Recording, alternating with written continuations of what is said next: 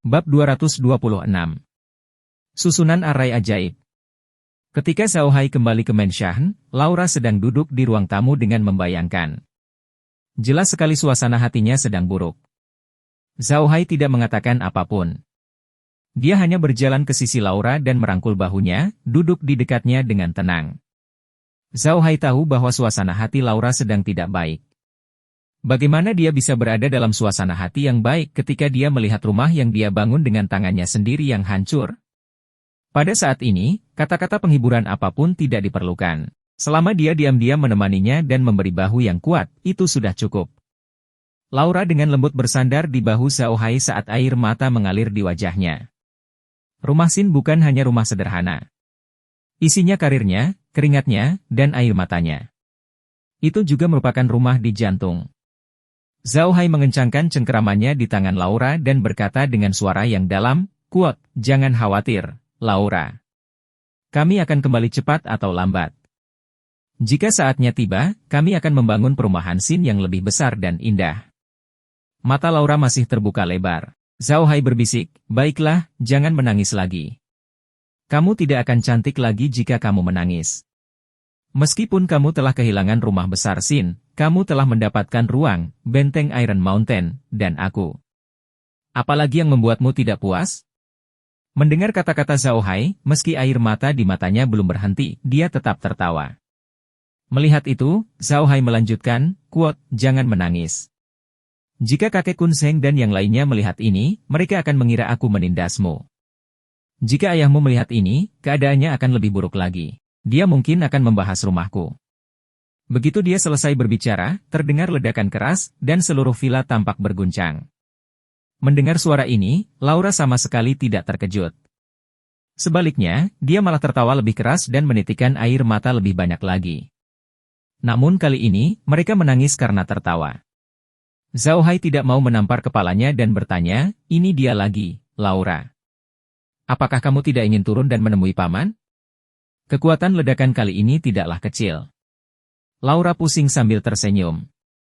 Dia tertawa bahak hingga hampir kehabisan napas. Dia tidak bisa menjawab pertanyaan Zhao Hai sama sekali. Zhao Hai juga sangat tidak sabar.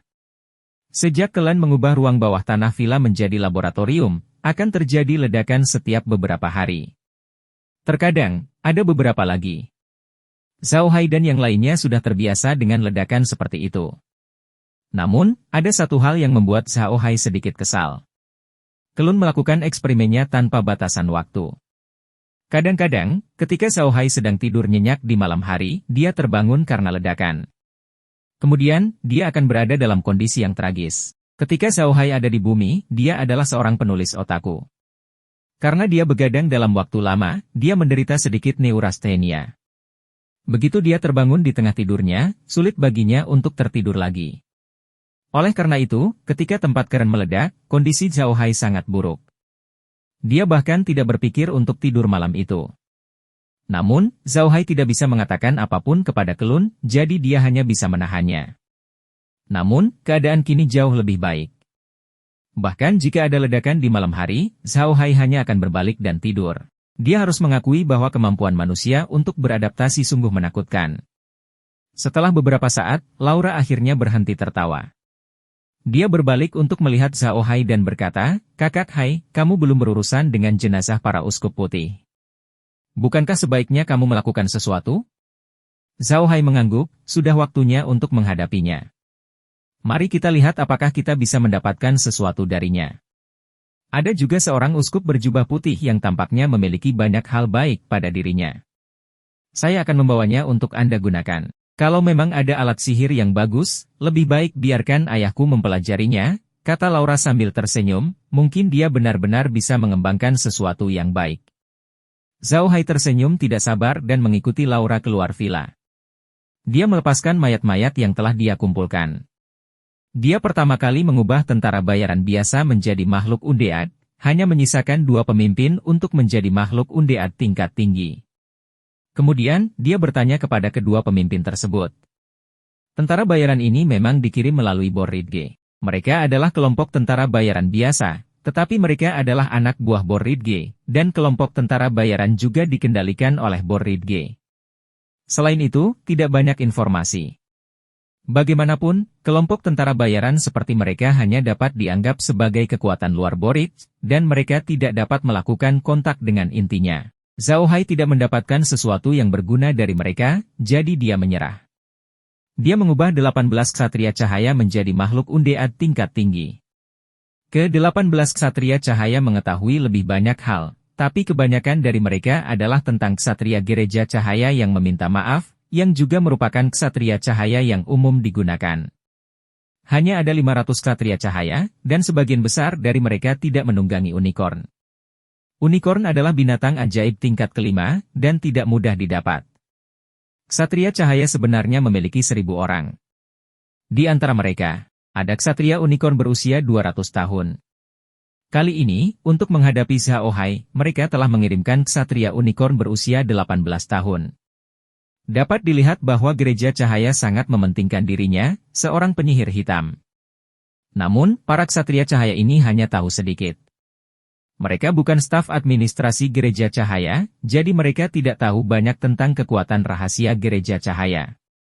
Meskipun Zhao Hai sedikit kecewa, dia tidak banyak bicara. Ksatria cahaya ini telah menjadi makhluk undead dan tidak terlihat berbeda dari sebelumnya. Bahkan tangan kiri mereka yang terputus telah tumbuh kembali, membuat mereka lebih kuat dari sebelumnya. Setelah Zhao Hai memanggil kembali para ksatria, dia mengubah 5 uskup berjubah putih menjadi makhluk undead juga. Uskup berjubah putih yang mencoba mengeluarkan sesuatu dari dadanya disebut Lin Sebak. Ayahnya, Runebak, adalah salah satu uskup agung berjubah merah di gereja cahaya. Sementara itu, Lin Sebak ini benar-benar memiliki beberapa barang bagus pada dirinya. Dia tidak hanya memiliki cincin penjaga tingkat tinggi, tetapi dia juga memiliki gulungan sihir kuno, gulungan teleportasi non-arah. Gulungan itu tidak diberikan kepada Lin Sai oleh Runebak, tetapi oleh tangan Lin Sai sendiri. Dia pada dasarnya adalah orang yang egois, dan meskipun ayahnya sangat baik padanya, dia tidak menceritakan hal itu kepada ayahnya setelah dia mendapatkan gulungan itu. Sebaliknya, dia menyimpannya secara rahasia dan selalu membawanya, takut kehilangannya. Setiap orang yang melihat gulungan itu telah dibunuh oleh Lin Sai, jadi tidak ada yang tahu bahwa dia memiliki gulungan sihir kuno di tangannya. Zhao Hai linglung saat dia memegang gulungan sihir kuno di tangannya. Dia mengira barang kuno akan rusak setelah bertahun-tahun. Namun, dia tidak menyangka gulungan itu sama sekali tidak tua. Sebaliknya, ia bersinar dengan cahaya keemasan, seolah-olah terbuat dari emas. Namun, Zhao Hai yakin gulungan itu tidak terbuat dari logam. Saat ini, tiba-tiba terdengar suara notifikasi dari luar angkasa, quote, item sihir yang tidak diketahui ditemukan. Menganalisis fungsi item. Item tersebut adalah item sihir spasial sederhana. Ia dapat membuat terowongan luar angkasa dengan arah dan jarak yang tidak terbatas. Fungsi ekstraksi. Itu bisa ditambahkan ke tongkat roh jahat. Menggunakan tongkat roh jahat dapat membuat terowongan luar angkasa dengan jarak yang tidak terbatas dan jarak yang tidak terbatas. Item sihir yang tidak diketahui ditemukan. Menganalisis fungsi item. Item tersebut adalah item sihir pelindung yang dipicu secara otomatis. Secara otomatis dapat menghasilkan perisai untuk melindungi tuan rumah ketika tuan rumah diserang secara tiba-tiba. Fungsi ekstraksi, fungsi peningkatan, dan fungsi ditambahkan ke staf roh jahat. Staf roh jahat dapat secara otomatis membuat perisai untuk melindungi tuan rumah ketika tuan rumah diserang. Beberapa susunan ajaib telah ditemukan. Ambil array ajaib dan simpan di file luar angkasa agar host dapat memeriksanya kapan saja. Array sihir tipe dukungan ditemukan. Ekstrak susunan ajaib dan tambahkan ke objek seperti robot tipe luar angkasa. Memperkuat objek mirip robot. Tingkatkan sihir. Tambahkan susunan ajaib ke makhluk tipe elf untuk memperkuat tubuhnya. Zhao Hai dan Laura mendengarkan pemberitahuan ini dengan bingung. Kali ini, notifikasinya tidak singkat, tapi Zhao Hai dan Laura mengerti segalanya. Sederhananya, ruang tersebut telah mengekstraksi kekuatan gulungan sihir kuno dan menambahkannya ke staf roh jahat. Itu juga telah mengekstraksi kekuatan cincin perlindungan dan meningkatkannya sebelum menambahkannya ke tongkat roh jahat. Ia bahkan telah mengekstraksi beberapa susunan sihir dan menyelamatkannya. Dia juga mengekstrak susunan sihir dari baju besi ksatria cahaya dan menambahkannya ke makhluk undead di luar angkasa. Dia juga menambahkan susunan sihir ke makhluk yang dipanggil seperti raksasa batu, membuat raksasa batu lebih kuat. Zhao Hai tidak pernah berpikir bahwa dunia ini akan memiliki kemampuan seperti itu. Itu terlalu kuat. Dia sekarang dapat menggunakan tongkat roh jahat sebagai cincin pelindung, dan dia juga dapat menggunakannya sebagai gulungan transmisi non-arah. Kedua hal ini menyelamatkan nyawa. Dengan dukungan susunan sihir, makhluk undead di ruang angkasa diperkuat. Meskipun Zhao Hai tidak tahu seberapa kuat mereka, dia yakin mereka lebih kuat dari sebelumnya. Zhao Hai menghela nafas lega dan menenangkan dirinya. Dia menyerahkan gulungan ajaib dan cincin perlindungan kepada Laura dan berkata, cincin perlindungan ini masih dapat digunakan. Kamu bisa mengambilnya. Gulungan ajaib itu tidak terlalu berguna bagi kami. Biarkan paman mempelajarinya. Laura tidak berkata apa-apa. Dia hanya mengangguk dan mengambilnya. Dia tidak akan bersikap sopan kepada Zhao Hai. Bagaimanapun, ruang tersebut telah mengekstraksi kemampuan kedua item ini dan menyimpannya di staf roh jahat. Zhao Hai bisa menggunakannya kapan saja. Tidak ada gunanya bersikap sopan. Zhao Hai melirik uskup kulit putih lainnya.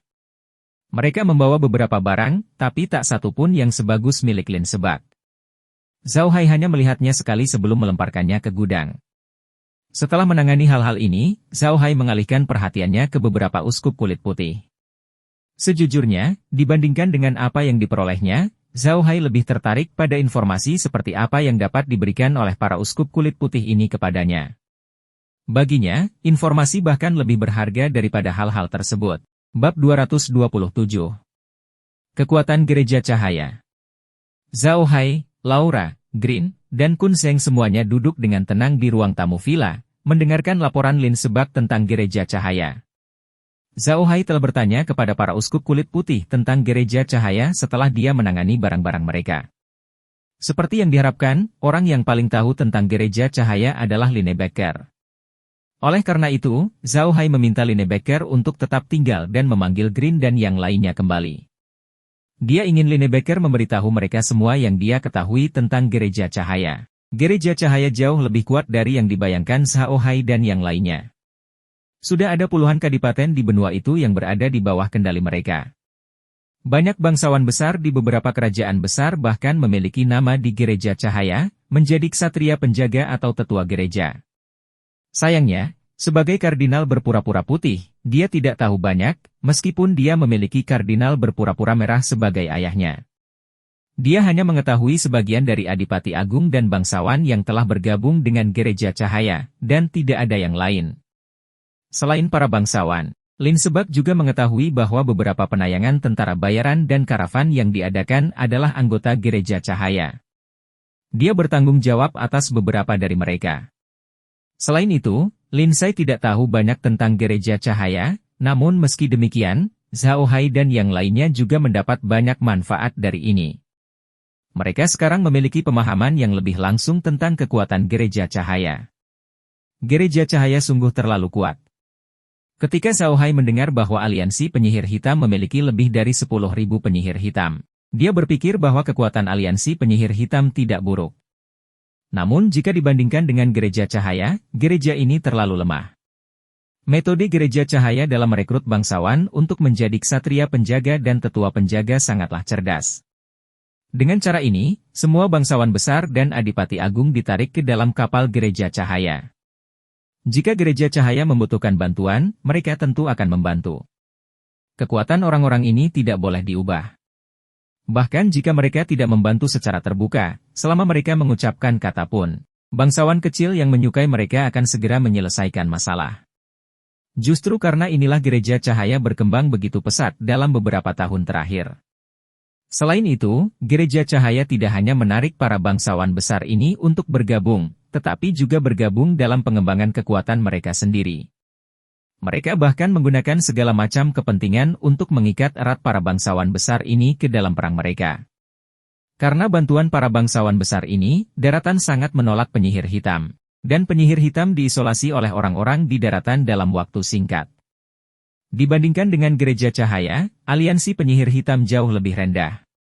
Maru tidak menyebutkan berapa banyak bangsawan yang bergabung dengan aliansi penyihir hitam, yang jelas merupakan kelemahan aliansi penyihir hitam. Penting untuk dicatat bahwa orang-orang yang memerintah benua itu tetaplah kaum bangsawan. Sikap para bangsawan akan mempengaruhi warga sipil yang berada di bawah kekuasaannya. Begitu warga sipil mempunyai prasangka buruk, akan sangat sulit mengubah gagasan tersebut. Dibandingkan dengan gereja cahaya, kegagalan terbesar aliansi penyihir hitam adalah bahwa para penyihir hitam tidak pernah memiliki komando terpadu, sedangkan gereja cahaya hampir menjadi markas para penyihir cahaya. Semua penyihir cahaya adalah anggota gereja cahaya. Mereka memiliki komando terpadu, sehingga tindakan mereka secara alami lebih tepat sasaran. Mereka secara alami lebih unggul ketika bertarung dengan para penyihir hitam yang tersebar seperti pasir. Meskipun para penyihir hitam telah membentuk aliansi penyihir hitam, aliansi ini masih terlalu longgar. Tidak mungkin mencapai kesuksesan gereja cahaya. Namun, Zhao Hai tidak berpikir bahwa para penyihir hitam akan ditindas oleh gereja cahaya dengan mudah. Aliansi penyihir hitam adalah organisasi longgar dengan banyak kebebasan. Karena itu juga mereka bisa menyebar kemana-mana. Jika gereja cahaya adalah matahari di tengah hari, maka aliansi penyihir hitam adalah awan gelap di langit malam. Akan selalu ada tempat bagi mereka untuk bertahan hidup di tempat yang tidak terjangkau sinar matahari. Terlebih lagi, gereja cahaya bukannya tanpa bahaya. Mereka berkembang sangat cepat dan berusaha mati-matian untuk menarik perhatian para bangsawan. Ini adalah faktor yang tidak stabil bagi kekaisaran besar manapun. Tidak ada yang tahu kapan kerajaan besar itu akan runtuh bersama gereja cahaya. Pada saat itu, gereja cahaya tidak akan sombong. Zhao Hai merasa bahwa jika kerajaan besar benar-benar mulai berurusan dengan gereja cahaya, mereka mungkin akan memberikan kesempatan kepada para penyihir hitam. Para bangsawan besar tidak pernah ingin melihat satu keluarga memonopoli dunia. Mereka ingin bermain dengan keseimbangan. Untuk menghadapi gereja cahaya, tidak ada orang yang lebih cocok selain para penyihir hitam. Begitu gereja cahaya mengancam kekuasaannya, kerajaan-kerajaan besar akan mulai menyeimbangkan satu sama lain dan membentuk kekuatan untuk melawan gereja cahaya. Para penyihir hitam adalah yang paling cocok. Tentu saja, ini hanya dugaan Zhao Hai. Masih belum diketahui apakah kerajaan lain akan melakukan hal yang sama. Ada kebebasan berkeyakinan di benua Bahtera. Ada berbagai macam kepercayaan. Jika kerajaan besar ingin berurusan dengan gereja cahaya, mereka juga bisa menggunakan kekuatan lain. Mereka tidak harus menggunakan penyihir hitam. Hal ini terlihat dari sikap kerajaan besar terhadap gereja cahaya yang menekan para penyihir hitam bahwa mereka tidak memiliki kesan yang baik terhadap penyihir hitam. Jadi, jika kerajaan besar ingin berurusan dengan gereja cahaya, mereka belum tentu menggunakan penyihir hitam. Setelah mendengar perkenalan Lin Sebak, suasana hati Green dan yang lainnya menjadi berat. Kekuatan gereja cahaya berada di luar imajinasi mereka, dan akan lebih sulit lagi bagi mereka untuk bergerak di sekitar daratan di masa depan. Zhao Hai melambaikan tangannya dan menyingkirkan Lin Sebak. Dia kemudian berubah menjadi hijau dan yang lainnya. Kakek Grim, kakek Kun Zheng, bagaimana menurutmu? Grim merenung sejenak. Dia tidak bisa dianggap enteng. Sepertinya kami masih harus menjalankan rencana kami. Lebih baik bersembunyi di padang rumput ork untuk sementara waktu. Kun Zheng juga mengangguk dan berkata, meskipun gereja cahaya sangat kuat, pengaruhnya tidak dapat meluas ke dataran ork. Para ork hanya percaya pada satu Tuhan, dan itu adalah para ork. Dewa cahaya yang diakini gereja cahaya tidak dapat bertahan hidup di dataran ork. Tidak ada yang akan mendengarkan mereka. Saya pikir kita harus tinggal di dataran ork untuk sementara waktu. Ketika situasi sudah reda, kami akan kembali.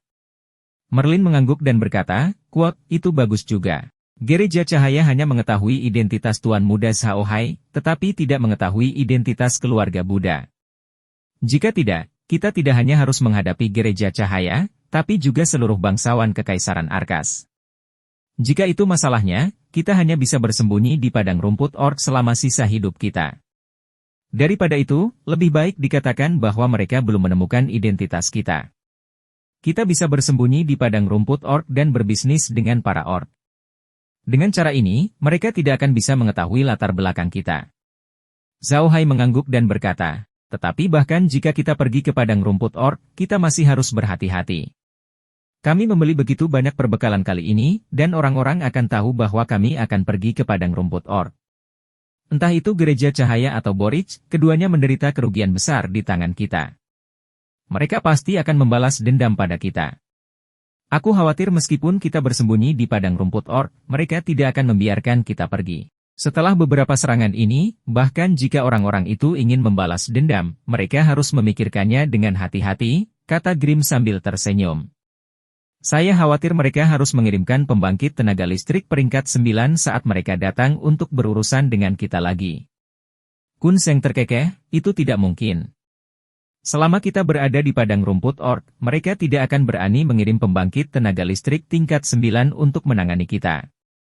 Pembangkit tenaga manusia tingkat 9 tidak bisa memasuki padang rumput orc.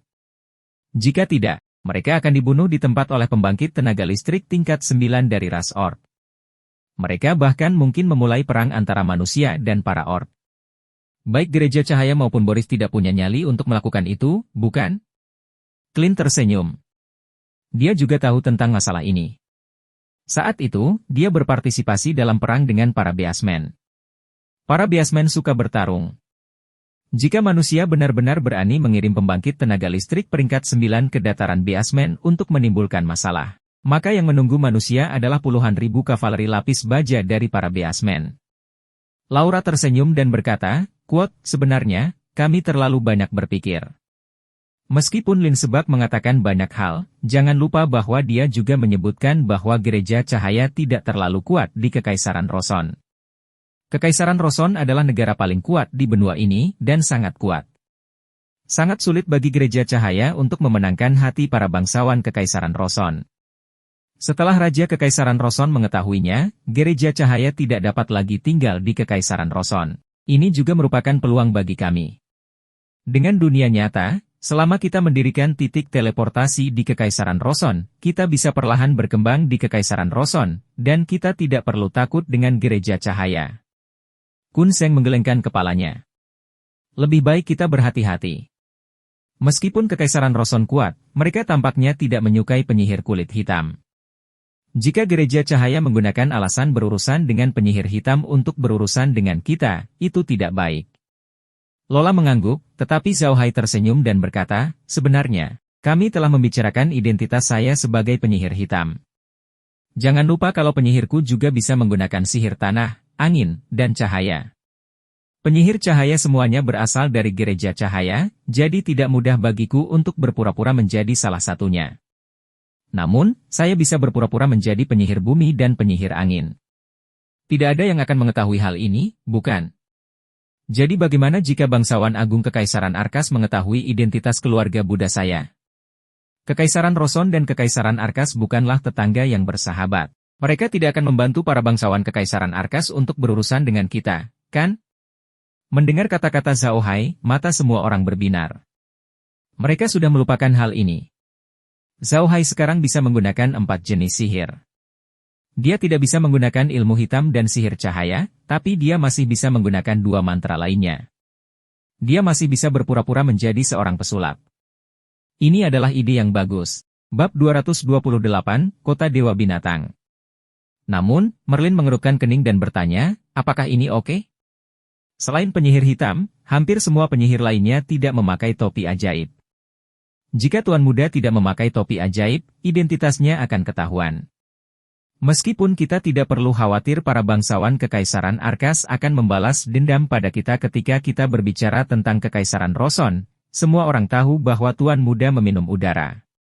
Jika mereka mengetahui identitas Tuan Muda, maka kita akan mendapat lebih banyak masalah. Bagaimanapun, udara dari apa yang dikatakan tidak dapat memecahkannya. Jika orang tahu kita bisa menyembuhkannya, kita akan mendapat masalah besar. Bahkan jika Tuan Muda mengatakan dia tidak bisa, akan tetap menjadi masalah besar jika orang mengetahui rahasia staf roh jahat. Banyak orang akan datang untuk merebutnya. Zhao Hai tersenyum. Tidak apa-apa. Kalau begitu, aku tidak akan berpura-pura menjadi pesulap. Saya akan berpura-pura menjadi warlock mutan. Lagi pula aku tidak perlu mengembangkan teknik mutan. Green mengerutkan kening dan berkata, sebenarnya, tidak salah untuk mengatakan bahwa Tuan Muda adalah seorang esper. Hanya saja kemampuan esper Tuan Muda terlalu kuat, jadi lebih baik jangan biarkan mereka mengetahuinya.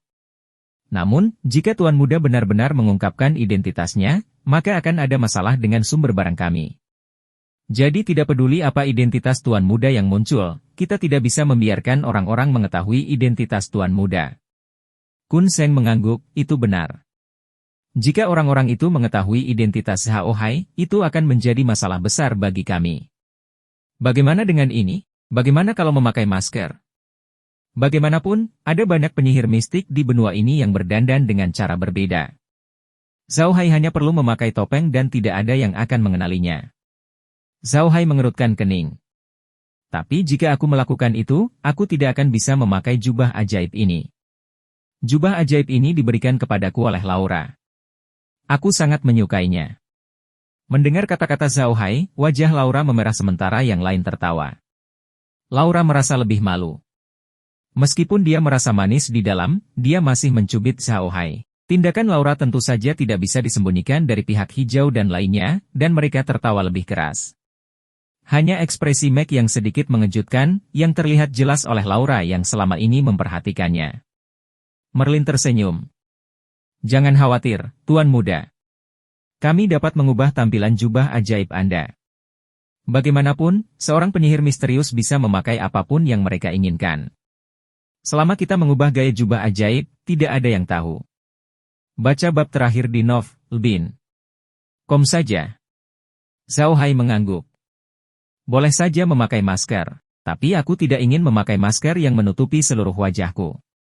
Itu terlalu pengap. Semua orang tertawa lagi. Sepertinya masalah ini sudah terselesaikan. Dapat dikatakan bahwa masalah Kadipaten Versailles telah berakhir. Setelah semua orang berhenti tertawa, Merlin berkata, "Kuat, jika kita ingin pergi ke padang rumput orc, kita membutuhkan tempat untuk menetap. Meskipun saya mempunyai bisnis di sana, namun tidak terlalu besar. Yang berbisnis dengan saya hanya dari suku tertentu dan bukan suku petarung, jadi penghasilannya tidak terlalu tinggi. Manajer yang saya tinggalkan di sana bernama Atai. Dia sangat setia dan bisa merasa nyaman sepenuhnya. Namun, dia hanya bertanggung jawab atas pekerjaan di sana. Anda harus tahu bahwa para orc berbeda dari tempat lain. Kami biasanya menegosiasikan kesepakatan dengan pembeli dan kemudian mengangkut barangnya. Jika kita menaruh semua barang di sana, mungkin akan dirampok. Zhao Hai dan yang lainnya tidak tahu banyak tentang bisnis dan tidak memiliki banyak kontak dengan para orc, jadi mereka tidak tahu banyak tentang hal itu. Kun Seng mengangguk dan berkata, yang perlu kita lakukan sekarang adalah menjalin kontak dengan suku pertempuran. Selama kita berbisnis dengan mereka, tidak ada yang berani menyentuh kita saat kita mencapai padang rumput orc. Saat kita bergerak di padang rumput, kita juga bisa mengibarkan bendera suku pertempuran. Tidak ada yang berani menyentuh barang-barang suku pertempuran. Zhao Hai tidak tahu apa yang sedang terjadi, tapi Grim tahu bahwa ras prajurit adalah raja padang rumput. Faktanya, seluruh padang rumput orc terdiri dari bandit yang jumlahnya tak terhitung dari berbagai ukuran. Semakin besar sukunya, semakin besar pula banditnya. Jika sukunya kecil, mereka adalah bandit kecil. Bandit besar menggerakkan bandit kecil, dan bandit kecil menggerakkan bandit yang lebih kecil lagi. Ini adalah hukum berkelanjutan hidup di padang rumput orc. Oleh karena itu, setiap kali para orc tidak dapat bertahan hidup, mereka akan berkelahi dengan orang lain agar tetap hidup. Inilah alasan mengapa para orc dan manusia berteriak. Klan pertempuran itu adalah klan paling kuat di antara para Beastmen. Mereka juga merupakan suku terbesar dan kelompok bandit terbesar. Tidak aman berbisnis di Prairie jika Anda hanya berbisnis dengan beberapa kelompok etnis atau klan pertempuran biasa. Anda hanya akan aman jika Anda berbisnis dengan beberapa pertempuran klan yang kuat. Setiap suku pertempuran memiliki bendera pertempurannya sendiri. Bendera pertempuran ini mewakili martabat suku pertempuran tersebut. Siapapun yang berani memberi peringatan pada pertempuran ini akan diburu dan dibunuh oleh suku pertempuran tersebut. Klan pertempuran besar sangat menghormati para pedagang yang bekerja dengan mereka. Untuk menjamin keselamatan para pedagang, mereka akan memberikan bendera perangnya kepada para pedagang agar mereka bisa menempelkannya di gerbong mereka. Dengan cara ini, mereka bisa menjamin keamanan para pedagang. Jika tidak, para pedagang bisa dirampok oleh suku-suku kecil kapan saja di Prairie. Itu tidak terlalu aman. Barang apa yang paling laris di dataran? Zhao Hai mengangguk. Kun Seng tersenyum. Makanan adalah prioritas pertama, disusul garam dan senjata. Hal-hal ini paling banyak diminati di padang rumput. Zhao Hai tersenyum dan berkata, kita tidak bisa melakukan apa-apa terhadap garam dan zat besi, tapi makanan tidak menjadi masalah. Saat kita sampai di padang rumput orc, mereka tidak akan peduli dari mana kita mendapatkan makanan. Bahkan jika itu dicuri atau dirampok, itu sama saja bagi para orc. Kita bisa menanam lebih banyak makanan di ruang angkasa dan memasoknya ke para orc. Kun Seng mengangguk dan berkata, itulah yang kami pikirkan juga. Harga makanan sangat tinggi di wilayah para beasmen. Jika kita bisa membeli makanan dengan harga murah, kita pasti akan menjadi pedagang paling populer di suku pertempuran. Terlebih lagi, para beasmen hanya memiliki sedikit sayuran. Kami punya ruang di sana, jadi kami tidak perlu khawatir mengangkut sayuran. Kami dapat mengirimkan lebih banyak sayuran ke sana dan saya yakin sayuran itu akan laku. Zhao Hai mengangguk. Kita tidak bisa melakukan apa-apa lagi, tapi kita bisa membuka pasokan sayuran dan makanan. Kita bahkan bisa mendapatkan binatang iblis dalam jumlah besar sebagai gantinya. Ini adalah hal yang baik. Laura tersenyum dan berkata, Anda memiliki segalanya di sini, jadi saya tidak terburu-buru. Namun, menurutku kita harus menyiapkan titik transmisi di para orc terlebih dahulu, lalu pergi ke Kekaisaran Roson dan menyiapkan titik transmisi di sana. Kita tidak bisa menyimpan binatang ajaib yang kita dapatkan dari orc, prairie dan tidak menjualnya. Kita bisa mengorek ke Kekaisaran Roson. Dengan begitu, makanan dan binatang ajaib bisa diubah menjadi uang. Zhao Hai mengangguk. Itu bagus juga. Oh benar, Laura, di mana orang-orangmu di dataran orc? Lola cepat-cepat berkata, kita berada di dekat 3 kelokan Sungai Yaga. Sungai Yaga adalah salah satu dari 2 sungai terbesar di padang rumput orc. Lekukan ketiga tersebut mendapat namanya karena banyaknya tikungan di sungai. Airnya relatif tenang. Letaknya tidak jauh dari perbatasan Kadipaten Versailles, benteng tembok besi. Ini hanya perjalanan 5 hari. Meskipun Zhao Hai belum pernah ke padang rumput orc dan tidak mengetahui situasi di sana, dia memiliki pemahaman tertentu tentang Sungai Yajia. Sungai Yajia berasal dari dataran es di ujung utara. Itu adalah salah satu dari 5 kawasan terlarang di benua itu, seperti rawa mayat busuk. Sungai Yajia melintasi seluruh padang rumput orc dan memasuki Kadipaten Versailles. Setelah memasuki Kadipaten Versailles, namanya diubah menjadi Sungai Sabuk Giok. Benar sekali, Sungai Yajia adalah hulu dari sungai yang letih, jadi ada catatan rinci tentang Sungai Yajia di Kadipaten Versailles. Sungai Yajia juga merupakan sungai paling terkenal di padang rumput orc. Itu adalah sungai induk para orc. Para orc tidak bisa hidup tanpa udara, dan Sungai Yaga memiliki aliran yang besar dan sangat lembut. Para orc tidak hanya bisa mendapatkan udara dari sungai, tapi mereka juga bisa menangkap ikan. Bagi para orc, Sungai Yaga seperti ibu mereka, besarkan mereka dari generasi ke generasi. Tempatnya tidak jauh dari Kadipaten Versailles. Zhao Hai mengangguk dan berkata, oh benar, ras apa yang kamu temui? Apakah ini aman? Laura tersenyum dan berkata, ini aman. Bisnis saya hanya berhubungan dengan 2 ras. Salah satunya adalah balapan banteng dan yang lainnya adalah balapan babi. Ras kedua tersebut adalah etnis. Balapan banteng pandai beternak sapi jantan, dan balapan babi juga terkenal dalam beternak babi. Kedua ras orc ini sangat lembut dan dekat dengan Kadipaten Versailles. Binatang ajaib yang mereka hasilkan sebagian besar adalah karnivora, jadi pendapatan mereka lumayan. Zhao Hai mengangguk. Dia tidak tahu banyak tentang para orc. Jumlahnya ribuan. Misalnya marga sapi terbagi menjadi badak, yak, sapi barbar, sapi bertanduk panjang, kerbau, dan puluhan ras lainnya. Zhao Hai tidak memiliki kemampuan untuk mengingat semuanya. Rasanya seperti menghafal buku besar. Zhao Hai mengangguk. Lalu kita akan pergi ke 3 tikungan terlebih dahulu lalu menuju ke dataran orc. Dataran orc terlalu besar. Biarpun kita memasang titik transmisi di sana, kita harus memilih tempat yang bagus. Itu harus menjadi pemukiman bagi suku besar. Laura berpikir sejenak, dan matanya tiba-tiba berbinar. Aku memikirkan suatu tempat, tapi itu terlalu jauh. Letaknya di kedalaman padang rumput para beasmen, tempat suci bagi para beasmen. Mendengar kata Laura, semua orang di ruangan itu tahu apa yang dia bicarakan. Meskipun mereka belum pernah ke sana sebelumnya, mereka semua pernah mendengarnya. Itu adalah satu-satunya kota di padang rumput orc, kota Dewa Binatang. Kota Dewa Orc sangat terkenal di padang rumput orc. Semua padang rumput adalah ladang tanpa batas, tanpa gunung atau bebatuan, sehingga sangat sulit untuk membangun kota di sana.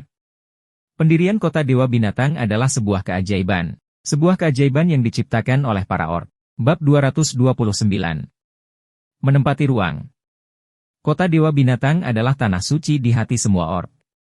Itu terbuat dari tanah padang rumput, rumput lay, dan lumpur. Udara yang digunakan untuk membuat lumpur bukanlah udara biasa, melainkan darah berbagai binatang ajaib yang dibesarkan di padang rumput, sehingga disebut tanah darah binatang. Dan karena padang rumput juga kekurangan kayu, kota orc menggunakan tulang binatang ajaib sebagai pengganti kayu. Karena itulah kota ini disebut kota Dewa Binatang. Dikatakan bahwa untuk membangun kota orc, semua suku orc harus hidup hemat selama beberapa dekade. Entah berapa banyak binatang ajaib yang mereka gunakan. Itulah tanah suci di hati para orc. Lokasi kota Dewa Binatang tidak jauh dari Padang Es Utara.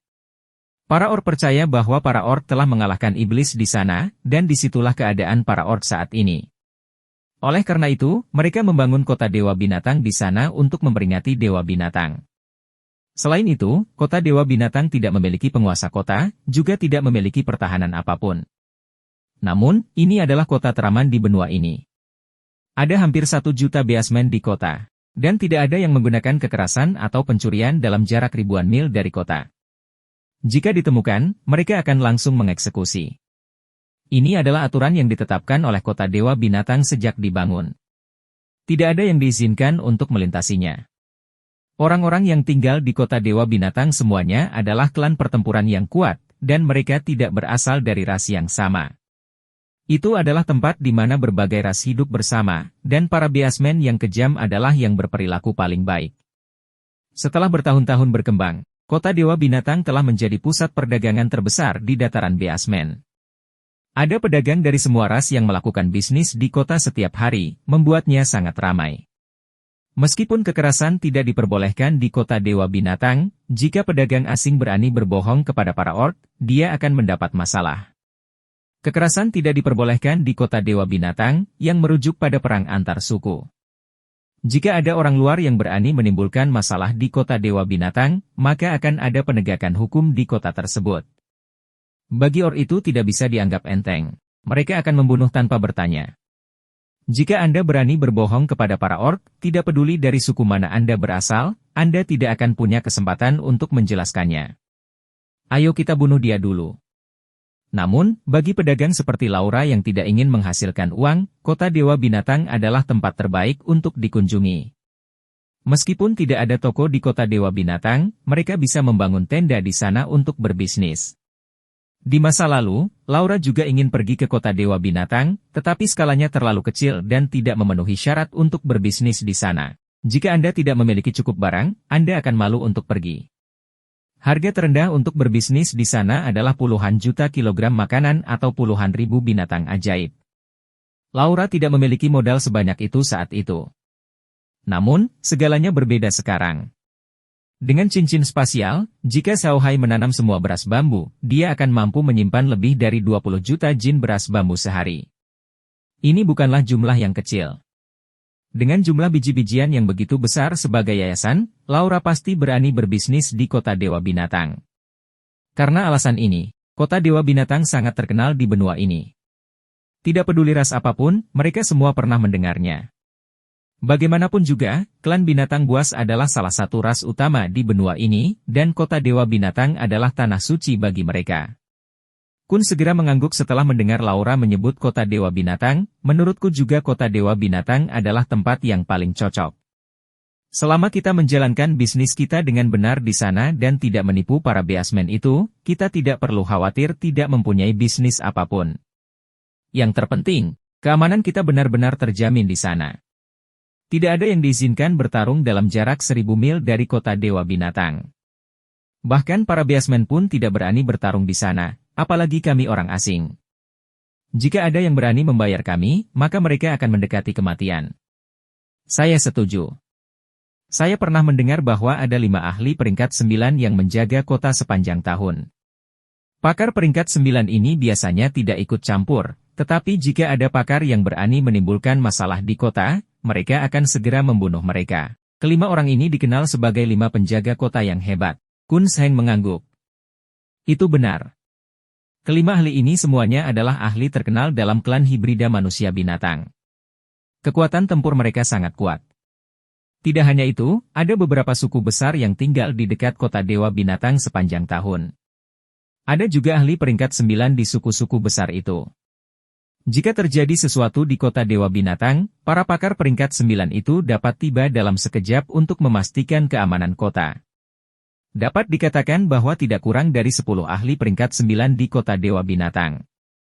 Zhao Hai sedikit terkejut. Dia tidak pernah berpikir bahwa pertahanan kota Dewa Binatang akan sekuat itu. 10 ahli tingkat 9 hampir sekuat pertahanan kota bunga.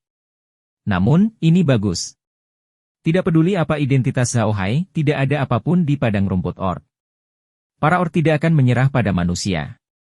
Bahkan jika dia membunuh dan melakukan kejahatan keji, dia hanyalah manusia di padang rumput orc.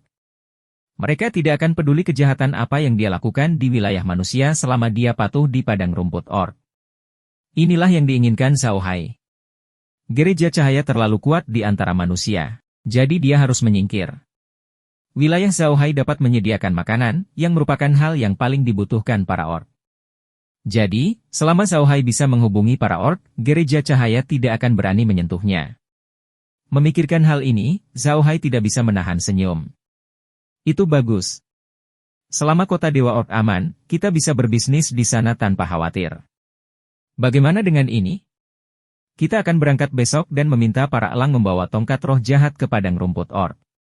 Lalu, kita akan naik kereta ke kota Dewa Orc. Kita tidak hanya bisa memahami kondisi kehidupan dan kebiasaan para orc, tapi kita juga bisa mengetahui apa yang mereka butuhkan dan melihat medan di sepanjang jalan. Bagaimana menurutmu? Clint mengangguk dan berkata, saya setuju. Pada akhirnya, rahasia terbesar kita tetaplah ranah. Meningkatkan ranah secepat mungkin adalah prioritas utama kami. Sedangkan untuk padang rumput basement, tidak hanya terdapat banyak binatang ajaib, tetapi juga terdapat berbagai jenis tumbuhan. Meskipun tanaman ini bukan tanaman ajaib, jumlahnya sangat banyak dan sangat membantu untuk peningkatan dunia manusia. Tingkat peternakan terlalu rendah. Saya pikir kita harus meningkatkan peternakan secepat mungkin. Laura dan yang lainnya mengangguk serempak. Mereka memiliki pemahaman tentang kekuatan magis ruang angkasa. Ruang ini sungguh ajaib. Jika mereka bisa mengupgradenya secepatnya, itu akan sangat bermanfaat bagi mereka. Lola mengangguk dan berkata, oke, menurutku kita akan melakukannya. Meski memakan waktu lama, namun manfaatnya sangat besar bagi kita. Ayo lakukan. Zhao Hai mengangguk dan berkata, kalau begitu kita harus menyiapkan makanannya sekarang. Kita tidak boleh kekurangan makanan saat berdagang dengan para orc di masa depan. Rencana transformasi lahan hitam tanah harus dilakukan secepatnya. Selain itu, kita harus menyiapkan lebih banyak gerbong. Kami akan pergi ke padang rumput orc dan membeli makanan untuk setiap suku yang kami kunjungi. Hal ini akan membuat mereka lebih populer. Lola mengangguk dan berkata, menggunakan makanan untuk membersihkan jalan adalah langkah terbaik. Kita bisa meletakkan fondasinya terlebih dahulu dan memberitahu klan pertempuran besar itu tentang kita. Ini akan sangat membantu kita ketika kita pindah ke kota Dewa Binatang. Perlu Anda ketahui bahwa tidak mudah untuk menempati sebidang tanah di sana. Kun Seng mengangguk dan berkata, dulu, kami ingin berbisnis di kota Dewa Binatang, tapi kami menyerah karena yayasan kami terlalu lemah. Namun, kami masih memiliki pemahaman tentang situasi di sana. Kota Dewa Binatang memiliki populasi permanen hampir 1 juta orang, dan dapat dianggap sebagai kota besar. Namun, semua bisnis besar di benua itu memiliki tokonya sendiri di sana, dan sekarang semua tempat yang dapat ditempati telah terisi. Saya khawatir tidak mudah bagi kami untuk pergi ke sana lagi.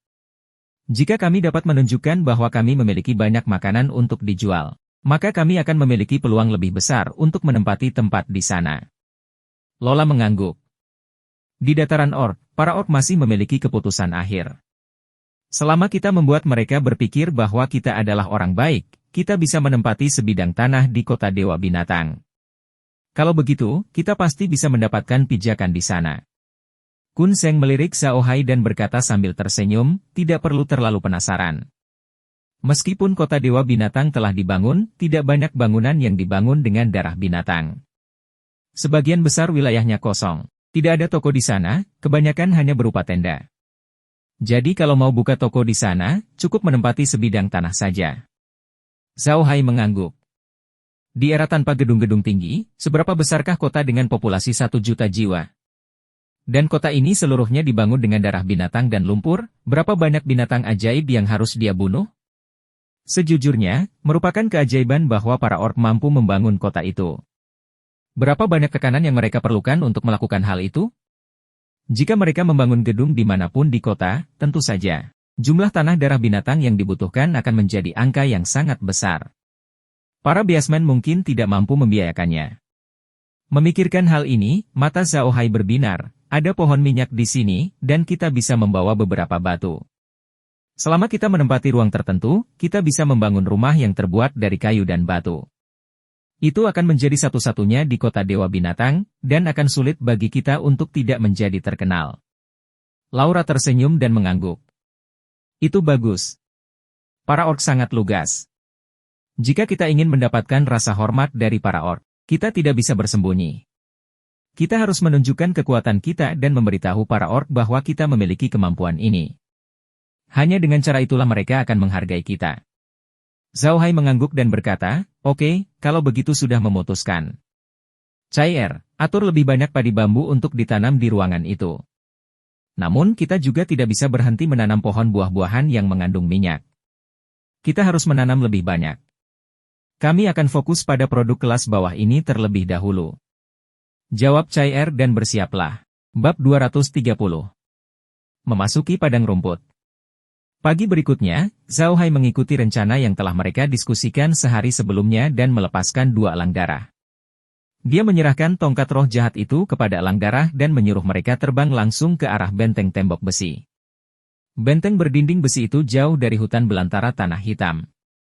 Dibutuhkan waktu sekitar setengah bulan untuk sampai ke sana dengan kereta, dan sekitar 10 hari dengan kuda. Tentu saja, ini adalah kecepatan normal, bukan perjalanan sebenarnya. Benteng tembok besi adalah garis pertahanan pertama Kadipaten Versailles melawan padang rumput orc. Itu juga merupakan garis pertahanan terkuat. Kadipaten Versailles memiliki 20.000 penjaga elit banteng yang ditempatkan di sana sepanjang tahun. Jika para orc tidak mengirimkan pasukan elit, bahkan jika mereka mengirimkan 100.000 pasukan, mereka akan mampu menahan mereka selama beberapa hari. Yang paling penting adalah keluarga Versailles telah meninggalkan pasukan penyihir di benteng berdinding besi. Pasukan penyihir ini tidak bisa disebut tentara, tapi jumlahnya kecil. Ada total 50 penyihir, dan mereka semua berada di antara kelas 4 dan 6. Ada juga sekitar 200 penyihir antara kelas 1 dan 3. Di daratan, ada banyak penyihir antara kelas 1 dan 3, dan para penyihir ini hanya bisa ikut campur dalam beberapa kelompok bayaran tentara. Hari-hari mereka tidak begitu baik. Oleh karena itu, mereka suka menjaga benteng tembok besi. Perawatan di benteng berdinding besi itu baik, dan selama tidak ada perang, itu sangat aman. Meskipun tidak banyak orang di pasukan penyihir ini dan level mereka tidak tinggi, mereka masih bisa mengerahkan kekuatan besar dalam perang sesungguhnya. Prajurit biasa tidak akan melakukan konfrontasi itu. Penyihir bisa menggunakan sihir dengan ukuran besar, yang sangat berguna dalam pertempuran. Misalnya, seorang prajurit biasa seperti seorang prajurit yang membawa senapan. Dia hanya bisa menyerang satu persatu seperti senapan sekali tembak. Seorang penyihir seperti senapan mesin. Dia bisa menembak terus-menerus dan menyebabkan kerusakan massal. Itulah perbedaannya. Benteng tembok besi disebut benteng tembok besi karena para penjaga banteng Kadipaten Versailles memiliki catatan yang sangat gemilang di sini. Mereka menggunakan 50.000 orang untuk memblokir serangan 500.000 orc selama setengah bulan. Ketika bala bantuan dari Kekaisaran Arkas akhirnya tiba, hanya tersisa kurang dari 5.000 dari 50.000 penjaga banteng, dan seluruh benteng tembok besi telah diwarnai merah dengan darah. Para penjaga banteng menjadi terkenal setelah pertempuran ini, dan keluarga Versailles juga menjadi adipati agung setelah pertempuran ini, mendirikan Kadipaten Versailles saat ini. Bisa dibilang benteng tembok besi ini tidak hanya terkenal di kalangan manusia, tapi juga di kalangan para orc. Banyak rencana invasi para orc telah ditunda di depan benteng berdinding besi. Zhao Hai dan yang lainnya duduk di ruang tamu, menyaksikan pemandangan di layar. Sejujurnya, Zhao Hai tidak tahu banyak tentang Kadipaten Versailles. Selama berada di Kadipaten Versailles, dia hanya mengetahui situasi antara benteng Montenegro dan kota Casar. Dia tidak tahu apa-apa tentang kota lain. Dia dapat mengambil kesempatan ini untuk melihatnya sekarang. Meski dia hanya bisa melihat sekilas, itu lebih baik daripada tidak sama sekali. Ketika langit menjadi gelap, elang darah telah terbang keluar dari Kadipaten Versailles dan secara resmi memasuki padang rumput orc. Jaraknya beberapa ratus mil dari benteng tembok besi, tapi mereka belum melihat suku orc. Ini tidak aneh. Para orc tidak akan terlalu dekat dengan benteng tembok besi. Jika mereka melakukannya, para pembela benteng akan keluar dan melenyapkan mereka. Mereka takut para orc ada di sini untuk memata-matai mereka. Para orc bisa menerima situasi seperti itu, sama seperti bagaimana manusia tidak bisa begitu saja mengirim terlalu banyak personel bersenjata ke padang rumput orc. Sekarang mereka berada beberapa ratus mil jauhnya dari benteng tembok besi. Zhao Hai mengingat elang darah. Mereka siap berangkat dengan kereta keesokan harinya. Bagaimanapun, mereka telah sampai di padang rumput orc. Jika mereka ingin berbisnis dengan para orc, mereka tidak bisa mengandalkan elang untuk terbang di angkasa. Malam itu, Zhao Hai meluangkan waktu untuk memperbaiki tanah di gurun tanah hitam. Karena peningkatan wilayah, dia dapat meningkatkan lebih banyak lahan setiap hari. Dia bisa memperbaiki 1000 mu lahan sehari, yang bukan jumlah yang sedikit. Namun, Zhao Hai sangat berhati-hati. Tanah yang dia perbaiki semuanya berada di dalam kabut beracun. Dia tidak menyentuh apapun di luar kabut. Setelah lama diairi dengan air luar angkasa, sayuran umum di luar benteng gunung besi sudah siap untuk dipanen. Sebaliknya, makanan ringan di ngarai benteng gunung besi itu akan matang. Ini adalah kabar baik bagi Zhao Hai. Menggunakan air luar angkasa untuk irigasi dapat mempercepat pematangan tanaman, yang sangat penting bagi Zhao Hai. Laura juga sangat sibuk. Dia belum pernah ke hutan belantara Blackyard sebelumnya. Sekarang dia tahu bahwa tempat ini akan menjadi rumahnya di masa depan, tentu saja dia mulai memahami hutan belantara Blackyard. Baru setelah itu Laura menyadari betapa luasnya hutan belantara tanah hitam itu. Hal ini memicu hasratnya dan dia mulai mengatur seluruh hutan belantara tanah hitam, bersiap untuk mengerahkan seluruh kemampuannya. Zhao Hai juga tidak sabar dengan antusiasme Laura. Namun, dia tidak punya pilihan. Laura seperti anak kecil yang baru saja mendapat mainan baru dan memainkannya tanpa henti. Jika dia tidak membiarkannya melakukannya sekarang, dia pasti tidak akan setuju. Untungnya, Zhao Hai dan yang lainnya keluar dari medium keesokan paginya. Kali ini, hanya 3 orang yang keluar bersama Zhao Hai, Laura, Meg, dan Niar. Zhao Hai tentu saja senang ditemani 3 wanita cantik. Beberapa waktu yang lalu, ketika Zhao Hai dan Laura mengkonfirmasi hubungan mereka, Meg tampak sedikit tidak senang. Namun, Zhao Hai sedang sibuk saat itu dan tidak bisa berbicara dari hati ke hati dengannya. Setelah itu, dia tidak tahu apa yang dikatakan Laura kepada Meg, tapi sekarang dia bahagia. Meskipun Zhao Hai tidak tahu kenapa, dia merasa lega selama dia bahagia. Mereka berempat kini duduk di kereta asli Laura, yang ditarik oleh seekor kuda salju dewa. Di belakang gerbong mereka ada deretan gerbong lainnya. Semua gerbong ini adalah milik toko Laura. Ketika Laura pergi, dia secara alami membawa kereta ini bersamanya.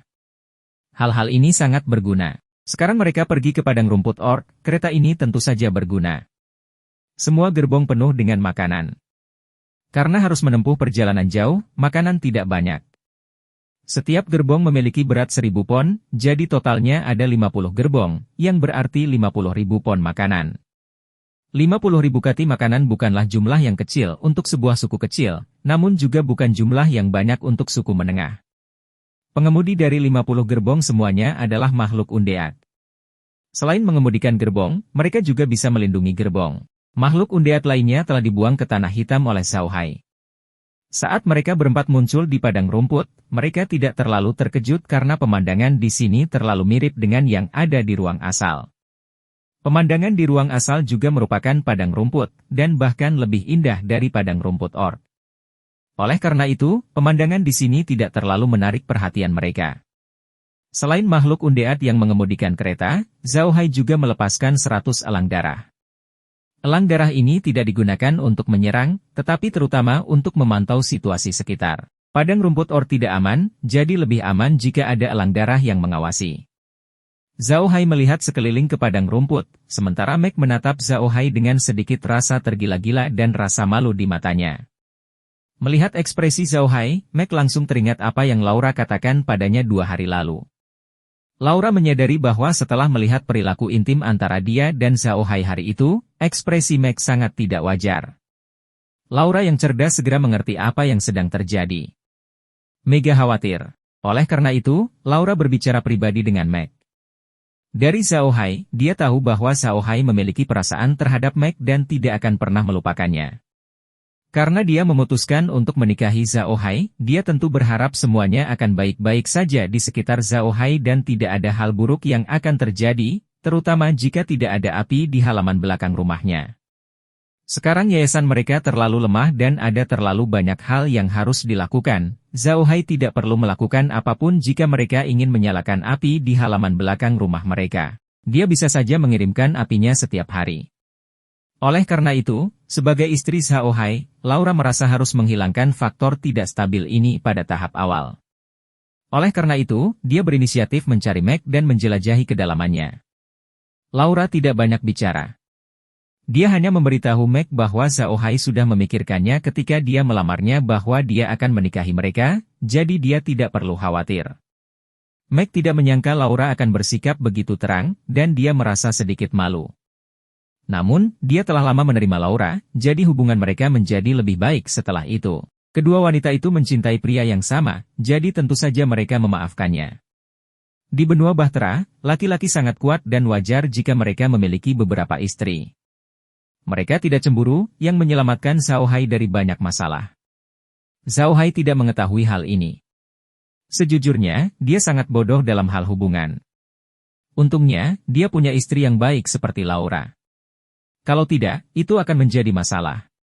Karena percakapan itulah simpul di hati Meg telah terlepas, dan kekhawatiran terakhir di hatinya telah hilang, jadi dia sangat bahagia.